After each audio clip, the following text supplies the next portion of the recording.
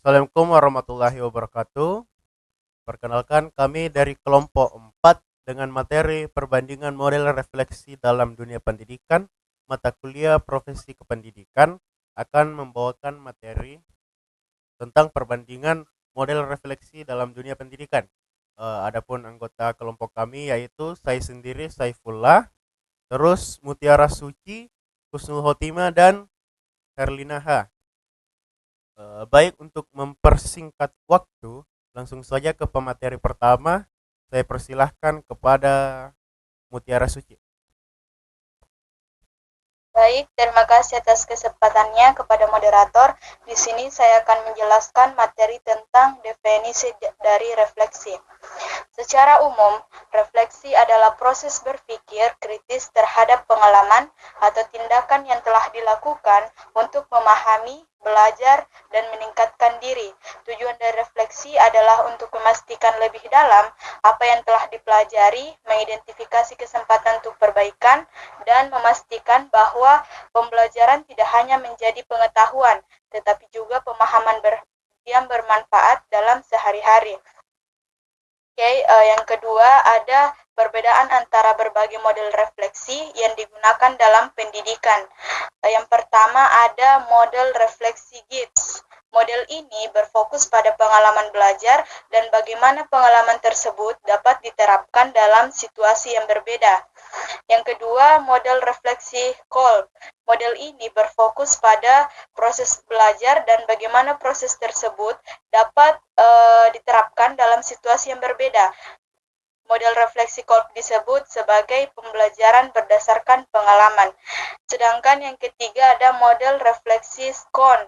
Model ini berfokus pada refleksi dalam aksi dan bagaimana refleksi tersebut dapat diterapkan dalam situasi yang berbeda. 3 tahap model diantaranya adalah pengetahuan dalam tindakan. Mungkin itu saja yang dapat saya jelaskan. Saya kembalikan kepada moderator. Baik, terima kasih kepada Saudara Mutiara Suci. Selanjutnya pemateri kedua yaitu Husnul Khotimah. Saya persilahkan.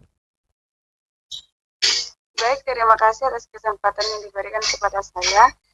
Saya akan melanjutkan tentang materi kelebihan dan kekurangan dari masing-masing model refleksi. Di sini saya akan menjelaskan model refleksi dari Gibbs 1988. Di kelebihannya itu ada sederhana dan langsung. Model ini menggunakan 3 pertanyaan sederhana yang mudah diingat dan diterapkan penjelasan yang diterapkan. Pendekatan ini menggunakan 3 pertanyaan sederhana yang berfungsi sebagai panduan dalam pengambilan keputusan atau pemecahan masalah. Kemudian kekurangannya itu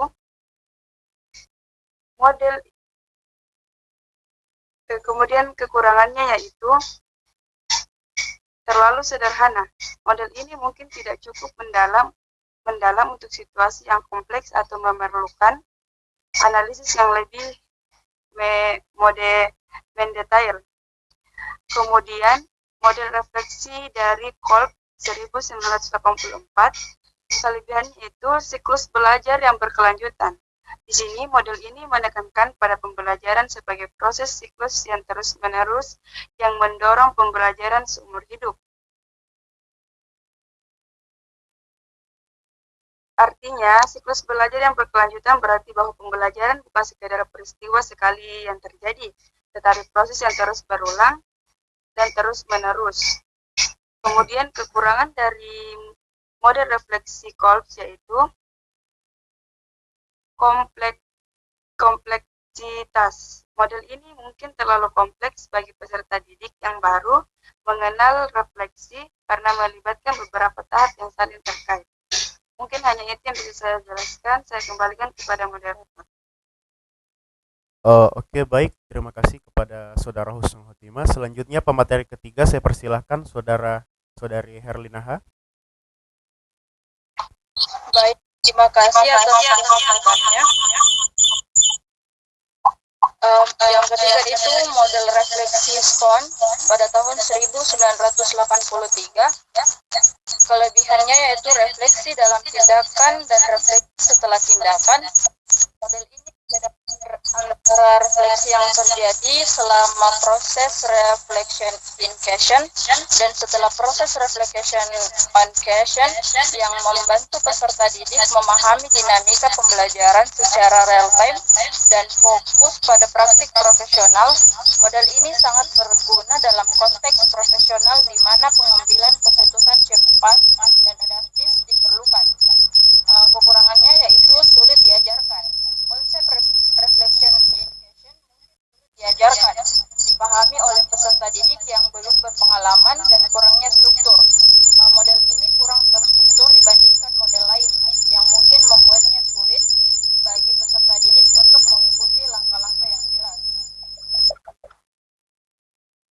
Tolong moderator, materi selanjutnya saya saja yang baca karena ada kendala sedikit. Baik, kalau begitu silahkan kepada saudari Mutiara Suci untuk melanjutkan materi dari pemateri ketiga.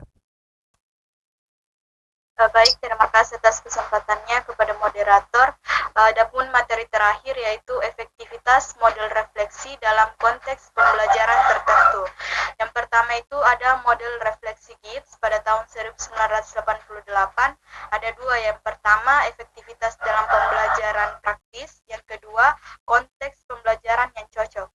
Terus yang kedua itu model refleksi Cole pada tahun 1984. Juga ada dua, yang pertama efektivitas dalam pembelajaran berbasis pengalaman dan konteks pembelajaran eksperimen. Itu saja, saya kembalikan kepada moderator. Baik, mungkin sekarang adalah kesimpulan dari materi kelompok kami, yaitu refleksi adalah proses yang penting dalam pendidikan untuk meningkatkan kemampuan pembelajaran dan pengembangan diri.